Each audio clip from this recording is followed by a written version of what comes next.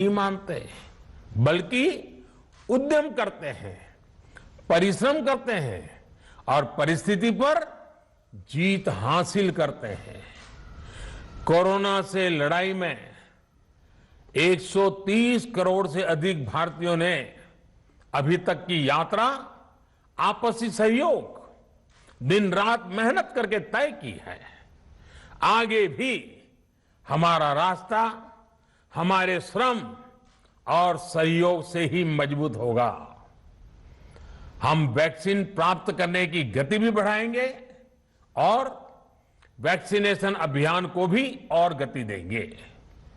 हमें याद रखना है कि भारत में वैक्सीनेशन की रफ्तार आज भी दुनिया में बहुत तेज है, अनेक विकसित देशों से भी तेज है।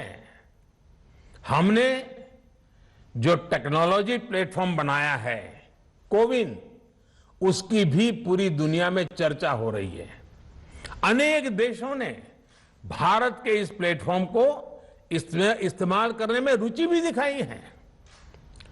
हम सब देख रहे हैं कि वैक्सीन की एक एक डोज कितनी महत्वपूर्ण है। हर डोज से एक जिंदगी जुड़ी हुई है। केंद्र सरकार ने ये व्यवस्था भी बनाई है कि हर राज्य को कुछ सप्ताह पहले ही बता दिया जाएगा कि उसे कब कितनी डोज मिलने वाली है। मानवता के इस पवित्र कार्य में वाद विवाद और राजनीतिक छींटाकशी से ऐसी बातों को कोई भी अच्छा नहीं मानता है। वैक्सीन की उपलब्धता के अनुसार पूरे अनुशासन के साथ वैक्सीन लगती रहे, देश के हर नागरिक तक हम पहुंच सके, ये हर सरकार, हर जनप्रतिनिधि, हर प्रशासन की सामूहिक जिम्मेदारी है। प्रिय देशवासियों, टीकाकरण के अलावा आज एक और बड़े फैसले में, उस फैसले से मैं आपको अवगत कराना चाहता हूं। पिछले वर्ष जब कोरोना के कारण लॉकडाउन लगाना पड़ा था, तो प्रधानमंत्री गरीब कल्याण अन्न योजना के तहत 8 महीने तक 80 करोड़ से अधिक देशवासियों को मुफ्त राशन की व्यवस्था हमारे देश ने की थी। इस वर्ष भी दूसरी वेव के कारण मई और जून के लिए भी इस योजना का विस्तार किया गया था। आज सरकार ने फैसला लिया है कि प्रधानमंत्री गरीब कल्याण अन्न योजना को अब दीपावली तक आगे बढ़ाया जाएगा। महामारी के इस समय में सरकार गरीब की हर जरूरत के साथ उसका साथी बनकर खड़ी है।